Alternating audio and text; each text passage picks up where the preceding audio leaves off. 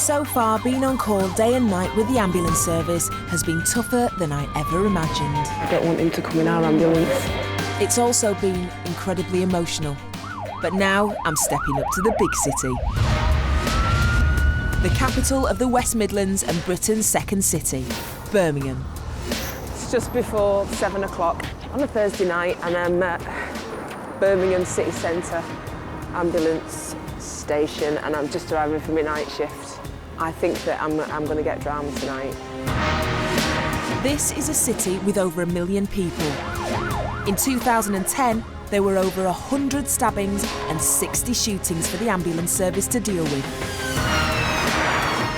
I can't wait to meet my crew. Hello, I'm Angela. Nice to meet you, I'm Greg. Hi, Greg. I'm Gary. Gary. Greg Smith and Gary Smith aren't related, but they're known as the Smith brothers. Greg is 30, is a fully qualified paramedic and has been in the service for 10 years. Gary is 45, he's a technician and he's been in the service for 5 years. What can we expect from tonight? Anything from a stubbed toe to shootings, to stabbings, fatal RTCs. yeah, anything. How many shootings have you been to? Actually, not that many. Yes. but I think, yeah, my first one was last week, so unfortunately for you... That was your first one? Yeah. Oh my God, really? Yeah. But a lot of them are in and around this area, so... And in 5 years, how many have you been to? Probably been about 4, I guess. God, unlucky. Someone's unlucky there, I'm not quite find sure. Some people do certain types of work. Yeah. Right. Some people always deliver babies and some people always go to the bad Go to road the- accidents or get to the shootings. I'm generally the one that delivers babies. Right. Oh, So, how many babies no, have you delivered? Not good. Oh. Not good. Do you not like the delivering babies thing? No, loads of paramedics don't. It's quite funny, and that's what I want. I'm looking forward to tonight. We promise to look after me. Do our best. Oh no, that wasn't the answer I wanted. Just one thing I'd say, if you see us running, you just follow us. Gary and Greg haven't even left the station when the first call of the night comes in.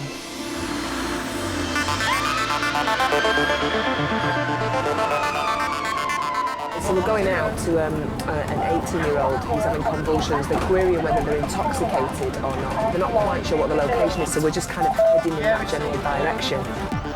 This 999 call is for a drunken youth having a fit with a badly bleeding head. This is a Cat A, which means that you've got to get there within 8 minutes. It's the most serious of all the calls. The call's still in progress. They're just trying to get an update as to actually the exact location of the patient. OK, so we're going out to, but at the moment it's slightly, they're not quite sure what the location is because it's kind of heading. You get loads of alkies around there, don't you? Oh, is this quite a known area for... Yeah, you tend to get a lot of drinkers and drug users around there. It's night time in the city centre. We don't have a precise address, and I'm beginning to feel a little bit on edge. So we don't know where he is yet then? No, not exactly. So we just know there's somewhere around here? Here happens to be a network of shadowy, scary subways, slap bang in the city centre. We've just walked through the subway that we were at and there's no sign of any patients. Could you just get an exact location of which subway they're at, please? Over. It's reassuring that Greg and Gary are on the radio talking to Central Control, but there's no one here. This is a mystery. Yeah, but just unless it's the patients they're getting up and getting aggressive. So you've had a call through saying that he seems to have stopped fitting and Yeah, has now... he's stood up now and He's stood up and he's been aggressive. Yeah. 110. Yeah, just for the word with the caller again. Apparently they've sent one of their friends up to Paradise Forum to wait for you. We are there as we speak. So we're at the right place. Yeah, we've got to wait here till somebody comes running up to us. Then someone appears and offers to take us to his troubled friend. Has he taken anything else apart from alcohol? I'm not too sure about that. But You don't know? He's been drinking and he's bleeding from the Back of his head. And he's a bit aggressive, like, you know, every time we try to stop him. He's Right. banging his head on the floor. So he's a bit aggressive. There's like 67 people down here as well. Get my jacket back. As we approach, the man we've been trying to track down turns nasty. No! Mate, I'm not taking it. I'm gonna see you right now. Hey, mate. I'm gonna see Mate, you. guys. No. Why the f*** you the camera to you? He and his mates don't like our camera, so I quickly retreat, All right? I know you. leaving Greg and Gary, who is wearing a mini camera, to treat the agitated man. Just chill. Listen to me, man. What is listen? So we got down there and we went to where there was a guy lying down, only a young lad, like 18, 19 or something like that. And there's like about 7 or 8 of his mates all kind of around him. And as soon as we walked over, he just kind of sat up and slightly out of it or whatever. But then they all just started fronting up like... No, there's no police. Call any police. I swear Mate. that I'm a made up police today. Oh, I'm scared. I swear that. Calm down. Like the paramedics are there now with all of them. I'd be so intimidated to walk into that group of people. You've been drinking all day today as well? Yeah. All right, don't get yourself upset. Why not? Welcome to Birmingham City Centre. Are you cold? Because that's And now the police get involved. I think as soon as one of the guys started getting aggressive with us, Gary or Greg's phoned through to the police. The police have just turned up now. I feel a whole lot better, I've got to say. The police take a different approach to these matters, and they have an immediate impact. Come on. Let's go up to the ambulance. Get your arm off the rail, start doing as you're told. You've been drinking and you're sinking it, mate. Calm down, okay? Coming up the steps now, we've got Gary and Greg and the cops.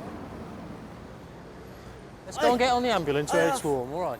Even though the man's still being difficult, the main concern is to see if he needs medical attention. So they take him to our ambulance. Calm yourself down. Let's go and get in the warm on the back of the truck. On a previous night shift, I had to put up with an abusive drunk in the back of an ambulance. This time, I'm up front, keeping out of the way. I'll shut the back doors up, right? The first check is to see if their patient needs to go to hospital, even if he isn't in the mood for it. Look, I want to see that bit open. Mate, it's cold. I don't give a Look, I've got the keys. you're not going to drive anywhere. The young gentleman there actually hasn't got anything wrong with him. Initially they'd said, oh, he's got blood coming out the back of his head. They've checked him, there's no blood coming out the back of his head, so essentially there's absolutely nothing wrong with him. So, no head wound and apparently no other injuries at all. You're gonna take me with you. 60. I know you live in Whereabouts? Everyone gonna tell you. Sorry? You're not going to tell me? A ridiculous waste of time. We're trying to get a bleeding address out of a perfectly healthy but drunken teenager. I couldn't do this job because my patience is probably about, I don't know, 6 minutes. Get off the ambulance. That's it, we're going. We're getting him off the ambulance. Do you want to lie down? Do you know what? Would you mind just taking my blood pressure? Both of you are so calm. How do you not just lose your temper? We get sacked. Is it just part of the job? Are you just trying to make sure he doesn't kick off, really? It's pure self-preservation. And how do you feel about that kind of call? Because initially it was he was having convulsions.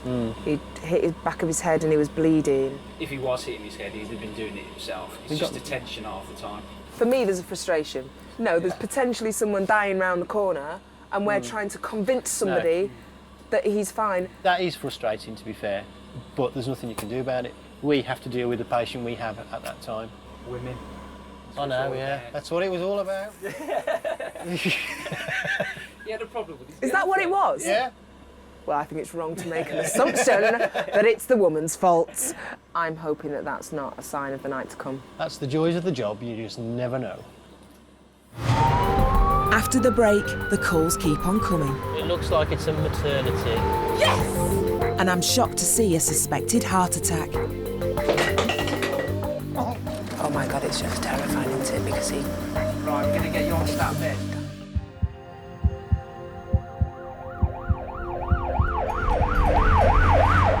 It's Thursday night in Birmingham City Centre and I'm on the night shift with Greg Smith and Gary Smith, patrolling the city waiting for our next call. We've got a call that's come through.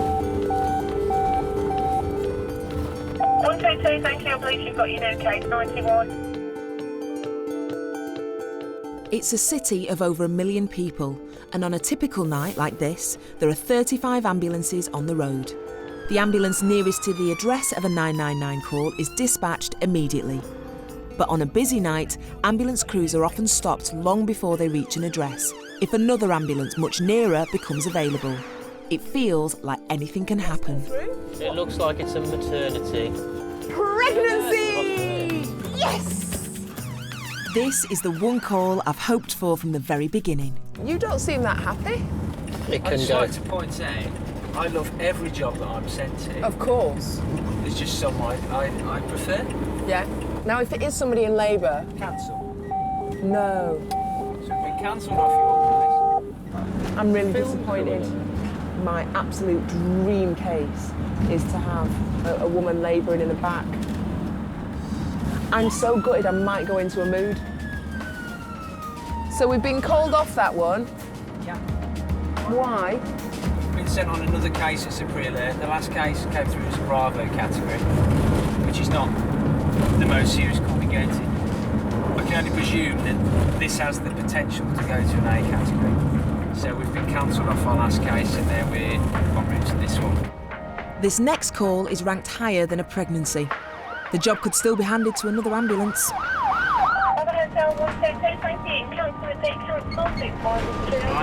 So now we have no job.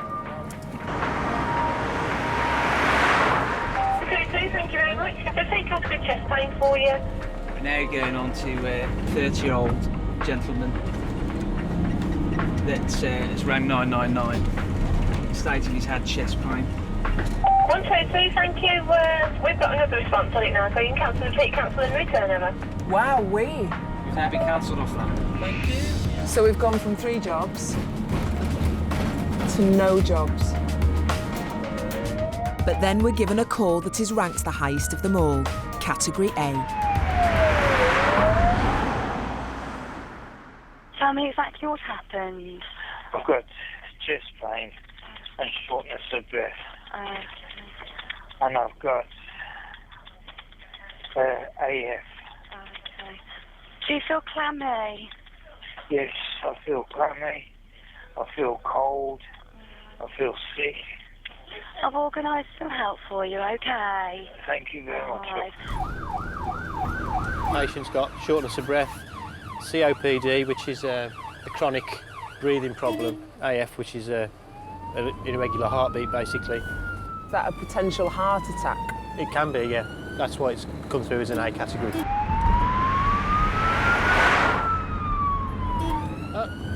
Hello? People just not moving out of the way there at all. Are the two frustrating things in this job people who don't move out of the way and non-emergency calls? There's more than 2 frustrating things about it, but it also makes it interesting. This is quite near the hospital, were you saying? That's the hospital there. I would imagine this is going to be quite a serious call we're going to then. If someone lives this close to the hospital, you're thinking that they might just, I don't know, walk over there. You'd be surprised how many people don't have that mentality. Knock, knock. At the man's house is a special paramedic called a first responder. He's been here a few minutes and has found more details about the man's health. No. Michael was only discharged on the 26th of January. He's an IDDN with an AF, COPD, unspecified, tendency to fall, personal history of long-term use of anticoagulants, and he has a cardiac pacemaker fitted. Anything else? Yeah. They are. Michael has only recently been to hospital. Greg needs to figure out his current complaint and how he can help. On a scale of 0 to 10, Michael, how bad's your pain? About 8. About an 8, Yeah. right? When you went to hospital last time, it seems that you may have had a heart attack. Does this feel similar to that? Yeah. And how did they treat you when you went to hospital? They took me straight to The cath resus Uh-huh. and then straight down to the coronary care. Right, I'm going to get you a chair. Yeah, I do. Michael isn't looking well. I want to know what it is. He could be having a heart attack. What, actually having one right now? Yeah, it could be. Really? Yeah. I thought heart attacks were like, you know, drop on the floor, grab your arm. No, heart attack is when one of the arteries becomes blocked. But a lot of people think heart attack is actually cardiac arrest. Yeah, That's when the heart stops. That's exactly what I thought it was. How's that pain doing? It's getting there. Is it getting any easier? No. He's only 57. I know. He looks older there, doesn't he? Yeah, I suppose he does. Right, young man. 1, 2, 3. They prepare to take him back to hospital, Oh, well done. but it's not as simple as it seems. All right. What's What's up? Pain getting worse? Michael. Undo the straps, mate. Michael. Michael.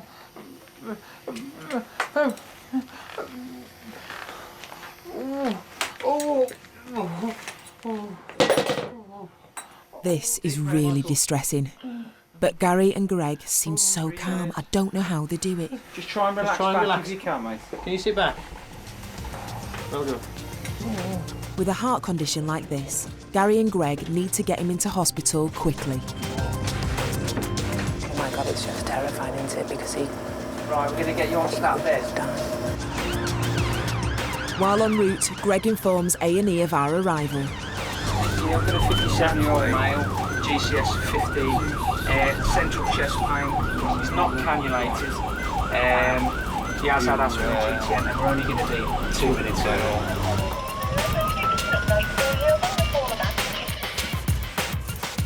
Michael's now in safe hands at Birmingham's Queen Elizabeth Hospital. I just hope he'll be okay. What happened with him when you took him in? The doctors and nurses came in, and basically they're going to treat him for what they call acute coronary syndrome. He may be going up for the cardiac cath lab, which is when they do an angioplasty, widen the artery that's blocked.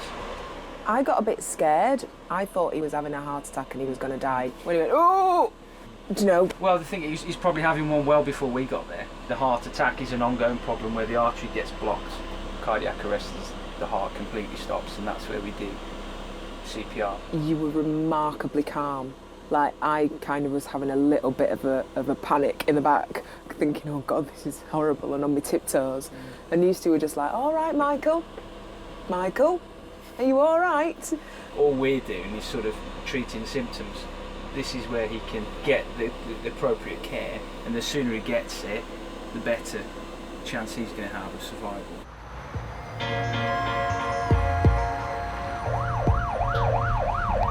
With Michael in safe hands, we're back on the road and responding to an entirely different sort of 999 call.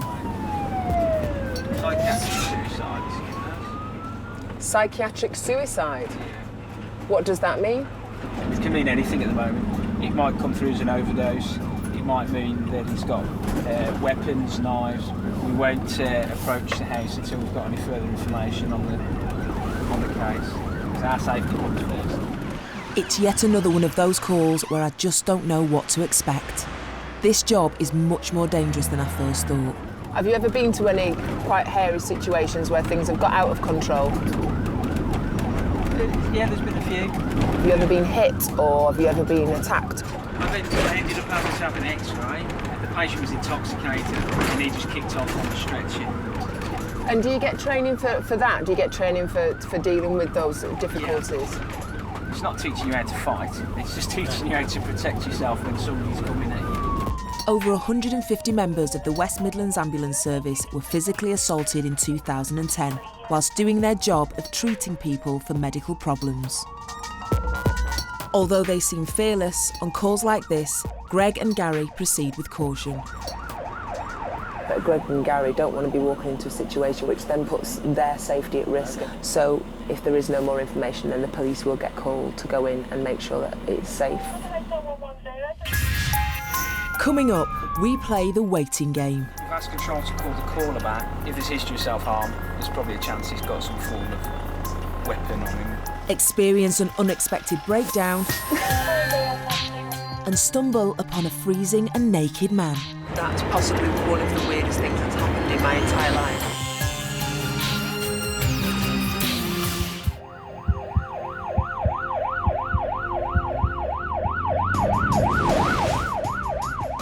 I'm I'm 5 hours into a 12-hour shift in Birmingham city centre, shadowing ambulance crew Greg Smith and Gary Smith.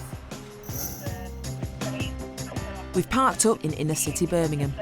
Although we're responding to an emergency call, Greg and Gary are waiting to hear if a reported suicidal man is potentially dangerous. We've asked control to call the caller back to see if there's any history. If there's history of self-harm, there's probably a chance he's got some form of weapon on him, whether it be blades or, you know, we just don't know. It's too vague at the moment for us to go. Right, okay. Oh, here we go, got some info. The caller was a girlfriend who's not to be addressed. States the patient's depressed, crying and hung up. Indicated he may do something to himself, Heather. Did she say whether there's any history that he may harm himself over? Well, I think I can get some further information for you and assess further. It appears that a couple has fallen out, and the girlfriend phoned 999 worried her boyfriend might do something to harm himself.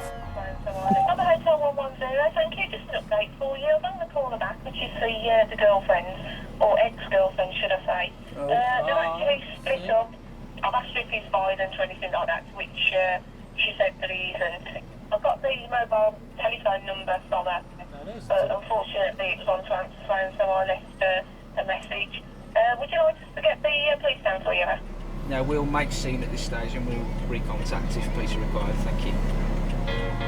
With Greg and Gary having responded to the call, they must do their best to find the boyfriend and check his condition.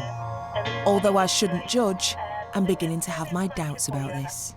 Is this a bit of a waste of resources? It could be. But also, we could be walking into a scene where he has actually harmed himself, and she had every right to be panicked about it. Do you keep open minded, or do you tend to prejudge before you get to a scene? You can prejudge, but I think if you start prejudging, that's the time you're going to get caught out. Right. He wasn't willing to let me in with the cameras, but it was clear there wasn't much wrong. So we've left our potential patient inside. Why have we left him there? We've left him there because, firstly, he didn't want us there. He didn't require us. He denies having an overdose. He's got the capacity to refuse treatment anyway. Well, beyond all that, we're not needed there. Hence the reason we leave. There's a bit of a non-call. Yeah. It was a lot of a non-call. If we thought that he maybe took an overdose or it's got self-harm marks or anything, then we would have pursued it further, but he seems like a decent enough chap. We packed up our troubles and headed off back into central Birmingham. Well, that was the plan. It seems it's more than people that need a health check. So basically, it's a bit like a trolley was going past. It's like, oh, what's that?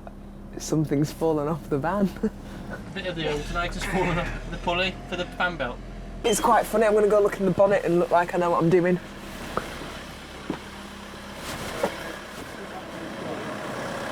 Go on, tell me what's happened. The crank pulley for the Oh yeah, the crank fan pulley. belt. Yeah. Attached to the doobie room. Yeah. So yeah, we've got no charge going into that. The good news is it's not terminal. No. I think we'll put it on some O2, just to be on the safe side. The defib should sort it. Is there no end to their talents? They've patched up the ambulance so we can get back to the station. So we're going to have to cut off all power that we don't need. Oh my God, I feel like we're in space. When, like, do you know when you'd like in a film where they go, okay, close everything down? We're trying to get back to the mothership. How far away are we from her? Well, that's showing 14 minutes. Don't worry, I'll get us there. The ambulance limps home. Just. Yes. We made it. We're back at Henrietta Street. And there's a spare ambulance on standby, so we press ahead with the final part of the night shift. 122. Right, it's 20 to 1. We've got a new vehicle. 122 is our baby. Going to hopefully get us through the rest of our night. We've got about 6 hours left. And I can honestly say I have no idea what this shift is going to bring, because if he'd have told me it was going to involve bits of the ambulance falling off, I would never have believed you. Once Greg and Gary have completed a supplies check, we head straight back out into the streets of Birmingham, ready and waiting for the next emergency call.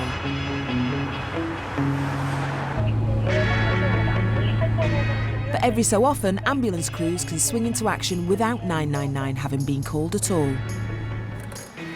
Mate. Oh yeah. The ambulance. We've just been driving round and we've found a man completely naked. No shoes, nothing, just stood in the middle of the road. Let's put this around you, mate. Do you know where you've come from? Yeah. Do you want to get on the ambulance? The most bizarre thing I've ever seen in my entire life. Let's go and get you warm, It's mate. a bit cold out here, isn't it? This is the depth of winter. It's below freezing. He needs to get into the warm quickly. Where's all your clothes? Step up there, mate. Come sit on it. Do you know where you've come from? No. Do you know where you are? No. Where's your clothes? Are you putting the blanket over his head to keep the warmth in there? Yeah. Yeah. Do you live in a hostel or a home address? Do you know that much? You're not sure? It doesn't look homeless, does it? You come and take a seat on this comfier bed for you and we're going to wrap you well up. Have you taken a Do you temperature? know where you live? Yeah, it's low, so it's below 34, so it's obviously hypothermic, so you do with Greg confirms that the man is suffering from hypothermia. How serious can hypothermia be? Just going to pop this on your face, okay? How long does it seem like he's going to have been outside for? Quite a while. Could be because he's ice cold. He is So he's proper not just cold. cold in his arms and legs. Essentially, he's freezing. I can't believe nobody's seen it. That's it, I was going to say. So he's obviously been there for a while. They need to raise his temperature gradually, sort of degree an hour or something. I feel so worried for him, and he seems so confused. Do you know where your clothes have gone? You've no idea how you ended up without any clothes? Do you know how long you've been stood on the pavement? No. Do you know your date of birth?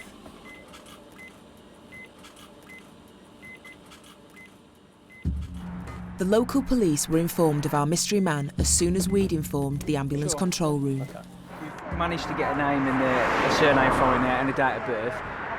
He looks a lot older than that date of birth suggests, to be honest. I'd put him 1985. He estimates him 25, doesn't he? He looks a lot older than 25. He's really hypothermic, so I suspect that's why his confusion is coming. Did you just come across him, or was it a Yeah. call? And we found him on the pavement. You got a lot of hostels up there, haven't you? There's 5, yeah. That's what I'm thinking. I wonder if he's from one of them. Yeah.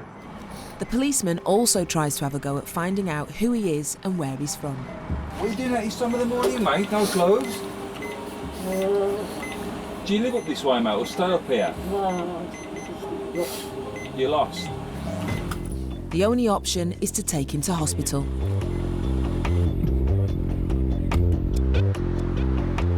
Intrigued by this. He's got what feels like an expensive haircut. He's got clean toenails, clean fingernails. He's clean shaven. Where are his clothes? Where's he come from? That's possibly one of the weirdest things that's happened in my entire life. Is this usual? I think it's another first.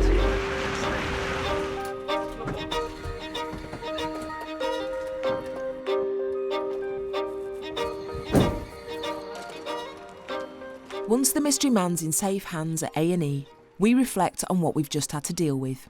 Just when I think that I've cracked it and I know what this whole paramedicing, riding in the back of trucks about, something flies up and whacks me in the face like that. The weirdest thing I have ever seen in my entire life. Where were his clothes? Well, That's going to remain a mystery, I think. Surely that can't just be a normal night. no. That was definitely a first for me. Yeah. So it's a first for both of Yeah. you. Jeez, it's unbelievable. But I've got to say, I'm shattered.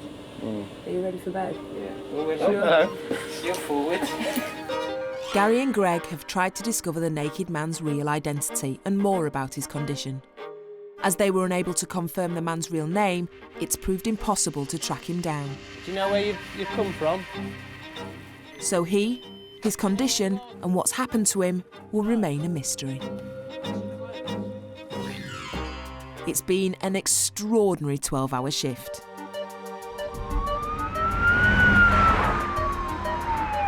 First, we had to search the subways of the city centre for a youth who turned out to be aggressive. Then, a potential suicide. The caller was a girlfriend, states the patient distressed, crying and hung up, indicating he may do something to himself. Our ambulance broke down. The good news is it's not terminal. And this mysterious naked man. Where's all your clothes? But my time here in Birmingham is far from over. Coming up, I meet a new crew member. And I'm shocked about how quickly someone's health can deteriorate. And would you say you are your normal colour? He's definitely a poorly man.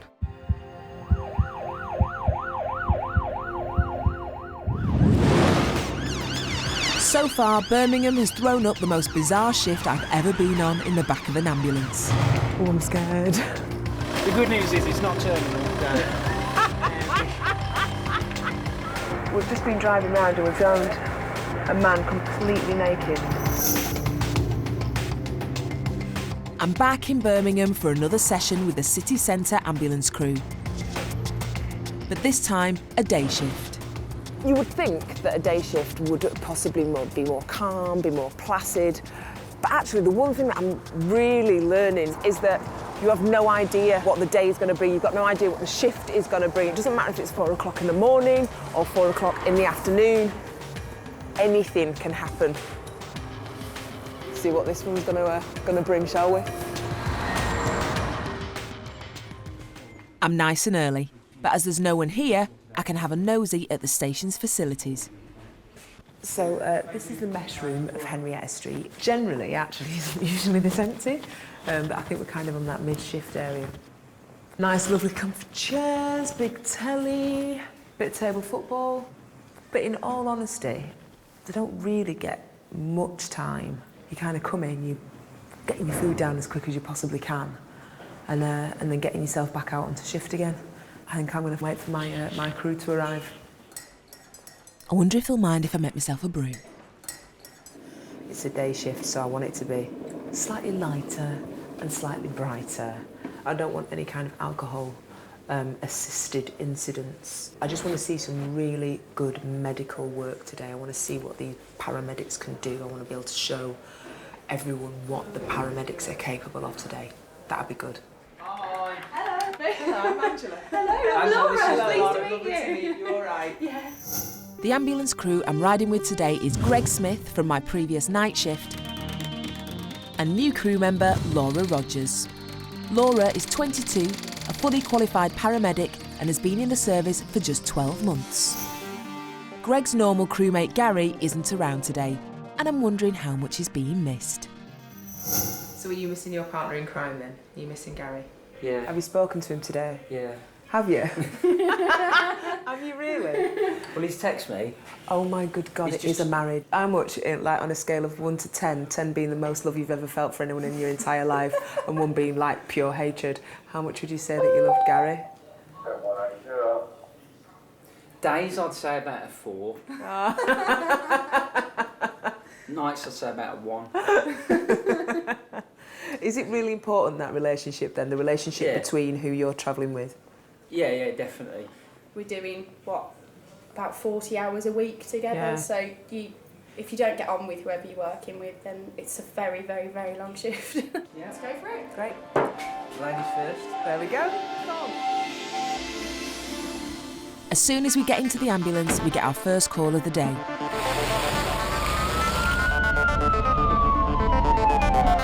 We're going to a category C, and it's a 78-year-old man who has taken a fall. He's conscious and he's breathing, so we're still going on blues, but this is the kind of the lowest kind of categorisation. So I would imagine we'll get there, gentleman will have fallen over, we'll pick him up, we'll put him on the bed, and we'll all go home happy, move on to the next call. This is a category C call, which is not as urgent as a B or an A, but we waste no time in getting to the scene. He's on the floor. That's all right. That's all right. The fallen man is wedged between a door and the bed. But before moving him, Greg and Laura try to find out what caused him to collapse in the first place. You all right? Did you get dizzy, or did you no? You just lost your footing. It's a good job you landed on all the pillars. No, he didn't. Have you been unwell last couple of days? Because there's a vomit bowl there. He's just come out of hospital yesterday. He's had some gallstones out. And he's been taking a little bit of a tumbling in the bedroom, but his wife hasn't been able to pick him up, so he's called the ambulance. He doesn't feel very well. Is it gone? Yeah.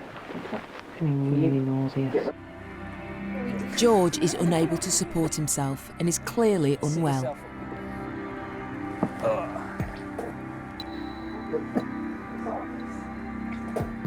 Should we try and get you onto the bed? 1, 2, 3. Big stand. Well done. There you are. All right? Yep. We'll just do a couple of observations on you, George, as well, all right? Where's all of George's tablets? One on each Can I have a quick look? Are you all right there, Loz? Greg investigates George's condition by inquiring about his medication. Is this all he's on, is it? The paracetamol is like, well, for the pain from his chest yesterday. But if he was... So he's had gallstones removed and he's taking paracetamol. But apart from that, he's pretty healthy. Or at least he was. They said he might feel a bit iffy, but if he was sick or kept being sick, I was to take him back to hospital. He hasn't got to go into hospital, has he? No one wants to be taking anyone to hospital unnecessarily. But George's condition is deteriorating. You do feel very warm, George. Okay. So Greg and Laura try to get to the bottom of it. Okay, what I'd like to do, I've taken a 2D tracing of your heart. I'd like to do a 3D tracing, okay? Starting from now. It's like a real investigation.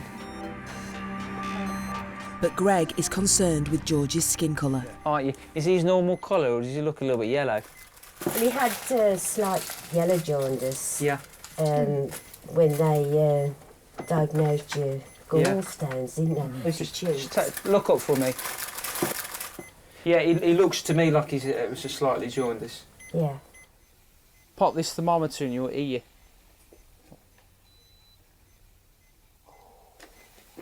What we got? Woo! 40. As well as his colouring, his temperature is also a worry. A normal body temperature is around 37 degrees, so George's is abnormally high. Pretty warm, aren't you, George? Cooking on gas. George's face has slowly changed in the few minutes that we've been here, from pink to light yellow. And with his high temperature, this routine call is now an emergency. We don't know why your temperature's so high. Maybe you've picked up an infection, and I think with the procedure you had done yesterday, I would much rather you come with us to the hospital. Greg and Laura focus on getting George to the ambulance and off to hospital. I think they might keep me. It depends what they find. I think you've got more of a tinge to you now than when we first got to you. We don't know where this infection's coming from, so... Once George is in safe hands, I'm intrigued to find out just how ill Laura and Greg believe he is. It was dead yellow. Yeah. Like when we left the house and we got outside, there was a little bit of me that actually wanted to go, ooh, what does that represent if someone goes that kind of tint of yellow? Usually it's jaundice to do with the liver. To be honest, I haven't got a clue. I can't see within his body. It could be anything. This to me is the classic, a classic case of you have no idea what you go into, because I thought it was just going to be a case of going, you know, he's fallen down, pick him up, put him back onto the bed, but it actually turned into something else, didn't it? Temperature like that isn't going to do anyone any good. I mean, 40.3. We run at 37, a few degrees over, and you know, your body starts shutting down. He's definitely a poorly man. We'd be interested to find out what was going on.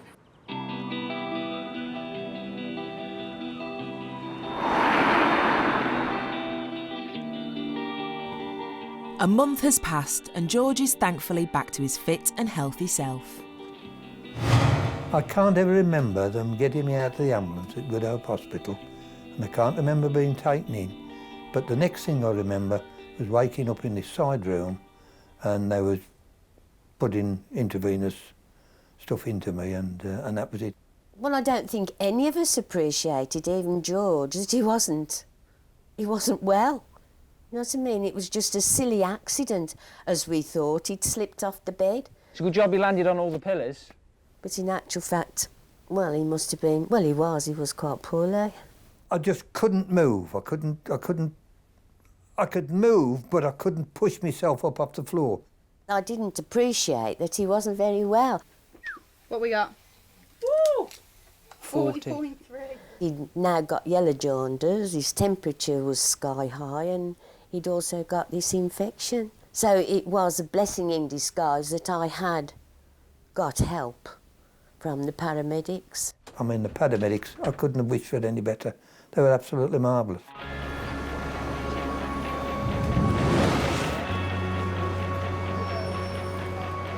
I'm still early into my 10-week stint with the ambulance service, and I'm already beginning to understand that this is such a totally unpredictable job.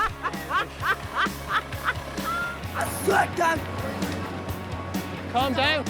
The drunk teenager required no medical treatment and disappeared into the night with his mates. Michael is still coping with a weak heart and had to go to hospital again the following week. It was a bit like a trolley was going past. So, oh, what's that? Something's fallen off the van. And the broken down ambulance received a brand new alternator the very next day and is back on the road.